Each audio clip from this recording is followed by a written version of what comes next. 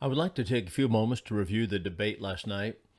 First of all, before we begin, I want to express my appreciation to the CNN anchors on this one. Usually I'm not so favorable to CNN, as you know, but I will say that Jake Tapper and Dana Bash did a good job, and I know both are taking a lot of heat for not correcting Trump's lies, as Hollywood likes to tell us. But I thought they did a great job. They handled it evenly. It was a smooth debate. That is, as far as the mechanics of it goes. I like the shutting off of the mics. I like all of those things. I don't like that when candidates interrupt one another. All of those things I really appreciated, and I thought that Jake Tapper and Dana Bash did a great job. It's not simply because I think that Trump won and so forth. It's just a good way to handle it, a good format. So there are several things, however, I want to reflect upon on the debate regarding the entire thing, and then I want to talk about some of the issues for just a few moments, and then I want to look at a few tweets that people are very, very concerned. And my number one reaction is that I am absolutely angry at the cover up that the Democrats have been engaging in for a long, long time. The Democrat Party is basically established on lies, lies, lies, and more lies. No one, no one had enough gumption to say prior to it, "Oh, yeah, we've got a problem with Joe Biden." Prior to last night, no one was able to say that. Instead, they all acted like, well, we all have senior moments. We all stumble up the stairs. We all wave at people or try to shake people's hands who are not really there. We all do that every once in a while. We all have a senior moment. No, the Democrats have absolutely lied. They've covered up. And now they are in trouble because it was obvious that Joe Biden is not fit. He's fit to be in a nursing home practically, and that's about it. They don't care about America. They don't care about our position in the world. They don't care about being a military commander in chief. They shielded Biden for years, and everyone else, or I should say, everyone saw it last night. It was very, very evident, and yet they want to deny the facts. For example, today on Outnumbered, Maria Harp says, and she's just absolutely ridiculous. All they try to do is mitigate the disaster by saying, well, we're worried about both of their ages. They're both seniors. You know what? Everybody that is common sense and honest looked at the debate and saw, you know what? We are being led by a man that is not fit to be in office. He needs to be in a nursing home. He had to be helped off stage by his wife. And yet, Maria Hart said, well, we're concerned about both of their ages. They can't even face the music when it is staring them right in the face. Jon Stewart, on his show, said both men should be using performance-enhancing drugs. Really? Really? Both had to be let off the stage?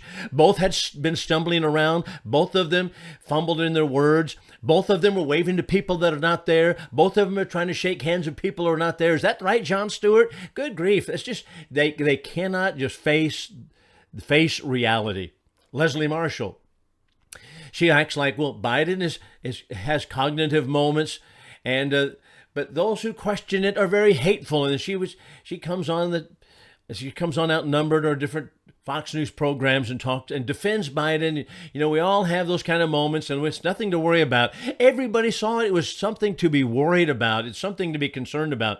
Karine Jean-Pierre continues to deny, for the last several years, just denying that Biden has any kind of problem or problematic issues regarding his thinking, his cognitive abilities, and everybody knows that's a lie. They have lied their way into this position, and I don't feel sorry for the Democratic Party because they have pushed it, and here they are. Eric Schultz, who's Deputy Press Secretary for Obama, says, everyone just take a breath. No one will remember all of these things, that is Joe Biden's pitiful performance, when the votes are cast this fall. Correction, Eric, Joe Biden won't remember it. He doesn't remember it today. This is a sample of the disregard, the arrogance that the Democrat Party and the operatives that the Democrats have for the American people, and the dishonesty that they continue to manifest against the American people. Time magazine says, well, your choice is between Trump a fear-mongering xenophobe? Yeah, we want some borders in our country, and if you want a border, and if you want to vet people who come in from a foreign nation, then you're a xenophobe. You don't like foreigners. Yeah, this is so tiresome. That's Time magazine. Well, you can have a fear-mongering xenophobe, they say, or you can have Biden, a befuddled man whose attempts to explain policy. You know, all of this is once again trying to mitigate it. Well, Trump's this, Biden's okay. Biden fumbled around a little bit, but Trump. Ladies and gentlemen, this is beyond the pale. Pod Save America says, truthfully, it was a disaster for Joe Biden. The Hollywood Reporter. Now, this one I thought, I just looked this one up a little while ago. It says, the Democrats are blaming Tapper and Bash for not correcting Trump. You know, if the moderators are to correct error by the speakers, we might as well not let Joe Biden speak at all, because he just lied himself completely, continually, so outlandish. The Border Patrol even tweeted during his debate performance saying, no, we have never endorsed Biden. We will never endorse Biden. But he said, yeah, they've endorsed me. You know, Hollywood wants Trump they want Trump to be corrected, but they don't want Biden to be corrected. They want Trump's lie supposedly to be corrected, but not Biden's. They want the moderators to participate in the debate, because this is the disputant's job, to correct the errors that the other party is putting out. If Trump fabricated, if he lied, then Biden's job is to point it out. He didn't do that. All he would say was, "That's the biggest bunch of lies I've ever heard," and he just. You know, he didn't say anything. So Hollywood shows us, the Hollywood Reporter shows us that they want a one-sided, lopsided debate. They want Trump versus Biden versus the moderators who are going to always correcting Trump. Kate Smith, director of news for Planned Parenthood, said that Trump's accusation about afterbirth abortion is false. Really? That was going on in Obama's time, Kate Smith.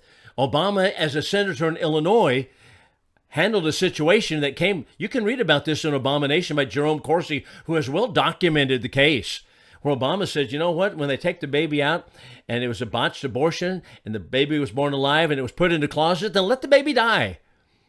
This is the Democratic Party. That may not be policy that they've written into law, but, you know, Democrats don't care about policy, do they? They don't care about the law. They do what they want to do, just like Joe Biden has gone on and taken taxpayer money to pay off student loans, student debts, after the Supreme Court told him not to. So what I'm concerned about is it just angers me that we have had such a cover-up by the Democratic Party regarding Joe Biden, and everybody knew it. But here's something else, a couple other things that we need to know. The power politics. This is all about power politics. The Democrats are not about fair and open elections. They're about power, power, power, and that is all. The idea that someone could be substituted at the last moment without any campaigning, the idea is ridiculous. It shows only Republicans need to campaign, because Democrats are going to vote for Democrats regardless if they're demented old men in wheelchairs or not. Democrats vote in blocks for socialists of their choice, no need to campaign. So only Republicans need to campaign to try to sway a couple of the independent voters. That's what's going on here. It's all about power politics. And here's the amazing thing. To substitute another candidate for Joe Biden is lawless anyway. The primaries have already been held. It is amazing that the moderators would ask President Trump, saying, will you accept the results of the election? And at the very same moment, Democratic strategists are plotting lawlessly and illegally to unseat Joe Biden and put someone else in his place. It is the hypocrisy really knows no bounds with the Democrats. Kamala Harris is mad because she's not being considered as a replacement. Jill Biden wants Joe to stay in there. And all the pundits are wringing their hands, from Van Jones, the communist, all the way through all of the Democratic strategists and talking heads and Jon Stewart. They just can't. They have got problems. This is all about power politics. They're not interested in the American people. They're not interested in our lowering taxes. Freedom, they're not interested in freedom and liberty. They're interested in power and power only. And even if they break the law, that to me is absolutely stunning. That the moderators would ask, if you will accept the results of election, will the Democrats accept the results of the primary election that put Joe Biden as their candidate? And it is illegal in most states to replace him at this point. Will you accept that? I guess not. And here's the real question I want to ask. Who is really running our government? It was evident to all that Joe Biden is not running things, period. We have men in dresses, men in lipstick, diversity, equity, inclusion. We have these power politicians behind the scene. We have a shadow government that is absolutely destroying our country by erasing our borders. Let's talk about the issues for just a moment. Then I will look at some tweets. On the economy, Biden right away lied. He said 9% inflation when he took office. He's been saying that in his campaign speeches and on advertisements on television. And he comes back and says, well, after Trump said, no, that wasn't the case. He said, well, yeah, the economy had no inflation. It was flat, just like the economy. Well, which time did he get it right? Taxes. Trump said he cuts corporate taxes. These are the job creators. Democrats say, well, that's giving money to the rich. You know what? Corporate taxes, corporations are what hire people. This is exactly what needs to be done. You lower the taxes and we have more revenue. And it has worked out in Reagan's period. It worked out in Trump's period. Democrats don't like that at all. How about abortion? Biden says he wants to restore Roe versus Wade. I think he's on television right now in North Carolina, day after the debate, telling us that he's going to restore Roe versus Wade. Well, it's unconstitutional anyway. But what do they care about the Constitution? It shows where they are. Biden even said it is a civil right that a woman can have an abortion. Now I want to ask you this. Is taking a life in the womb, or is life in the womb, is it actual human life? Yes or no? Is it human life in the womb? If it is human life in the womb, how can we even talk about it being a civil right for someone to take that life out of the womb? This is the issue that Democrats, they just ignore it, they paper over it, they don't want to talk about it. It's life in the womb, and medical science, doctors have shown for years and years and years that it is life at conception. The Bible teaches it also, but what do they care about Bible or biblical truth? What do they care about life? They don't. They don't care about it at all. It's taking life. Therefore, it's not a civil right to be able to take a life. How about immigration? Immigration, I thought this was interesting. Joe Biden said, I changed the law. That's right. He single-handedly erased the law because he's a dictator, erased the law, erased all of Trump's regulations on the border, took them all away. Then he acted like he couldn't put them back until he had Congress behind him. Now, this is one area that I think Republicans have shot themselves in the foot. Senator James Lankford from Oklahoma, he helped co-sponsor a pitiful bill. And I knew when it came out, I thought this is not going to solve the issue, but it is only going to be used as a club against President Trump. And that's exactly what happened in the debate. But James Lankford apparently wants to be seen as a person who's trying to get along with the other side and give us some kind of border security, some kind of, even if it's not a very good one, even if it's one that's compromising all of our issues. Here's the reality. And here's what we need to do. How about go back to the law that is we have right now in the books? Let's just enforce the law. How about that, James Lankford? How about that, Joe Biden? Let's just enforce the law. How about foreign policy? Trump tells us, and he was right, Iran was broke when he was president. But when Biden came in, he made us immediately dependent upon foreign oil. So money started flowing by the billions of dollars into the coffers of Iran. Biden did that. Now Iran is flush with money sponsoring terrorism. Regarding Putin and Ukraine, Biden pointed out that Ukraine is just the first stop for Putin. And he cited Article 5 of the UN Treaty, the North Atlantic Treaty, that says attack on one is an attack on all. That is an outmoded NATO, one world government treaty. We should not be responsible. We can't even take care of our own borders. Why should we be able to take care of the borders of Ukraine? And how about J6? J6, the lies by the media continue to flow. Inflation, we talked about that in the last program. The environment should not be a federal government job anyway. But before we conclude, I want to look at some of the tweets. You know, people on the left, they're absolutely, their hair's on fire. I thought that's interesting because Hillary Clinton said before the debate, she says, well, if Donald Trump doesn't light himself on fire, this is going to be a one-sided win for Joe Biden. How stupid can she be? It's almost like you put your integrity on the line with, you're just walking the plank. She's just walking the plank. That's obviously was not going to take place, and that's not what took place. No, who was on fire was Joe Biden with his dementia. But let's look at some of the tweets. I thought these were interesting regarding the debate, and people putting this out while the debate was taking place. For example, here's one. CNN literally went from crying that Donald Trump might not accept election results to immediately plotting how to overturn every single Democrat primary election result. Not sure I've ever seen anything like it. That was from Sean Davis. Here's another one. This is from CNN Chief National Correspondent John King, says, following President Biden's debate performance, senior Democrat officials are now considering going to the White House and publicly call on Biden to bow out of the race. Mark Brinovich, what a debate. Surprised that Biden corner didn't throw in a towel. Big winner tonight was Gavin Newsom, and the loser was Justice Sotomayor. The left now will be calling on her to step down and put VP Kamala on SCOTUS so that they can replace Sleepy Joe at the convention. I don't know how that's going to take place.